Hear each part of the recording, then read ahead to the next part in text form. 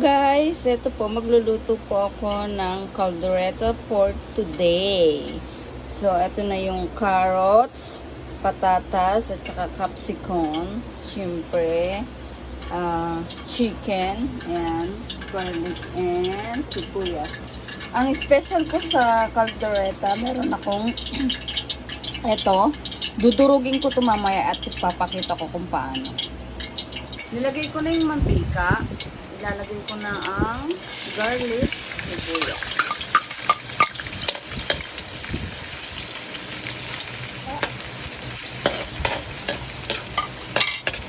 So, ipiprito ko na ang potato.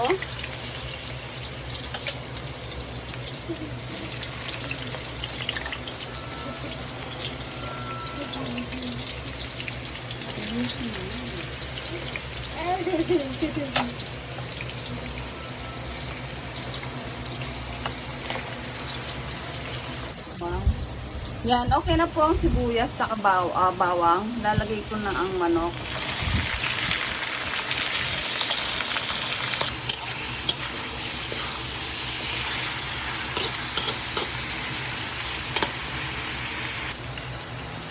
Huwag mong yan po, tapos na po to.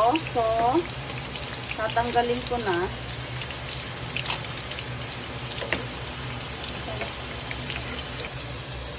Yan po, tinanggal ko na ang potato sa carrots naman.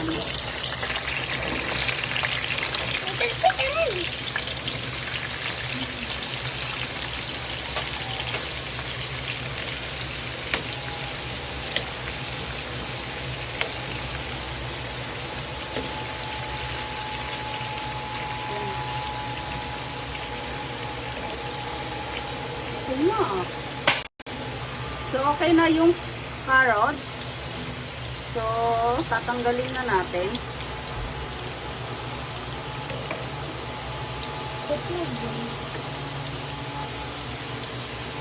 Ito na ang carrots. Lalagay ko naman tong capsicum.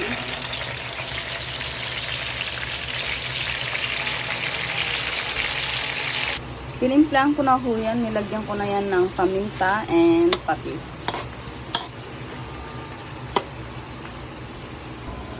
Ito po yung sinasabi kong atay, idudurugin ko lang yan kasi ayoko maglagay ng reno. So, ang ginagawa ko, dinudurog ko lang yan hanggang sa madurog na madurog siya, yung maninipis, at yun ang ilalagay natin sa caldereta. So, ilalagay ko na ang tomato paste.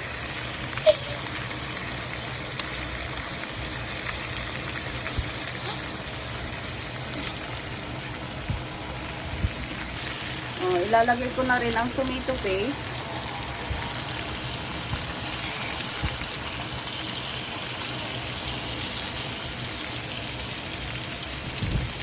So, yan po. Ilalagay ko na yung sinasabi ko. Ito na siya, durog na durog. So, ito po yung pampalasa sa caldereta. Ito na ang naging resulta ng ito na yung caldereta ko with atay na dinurog.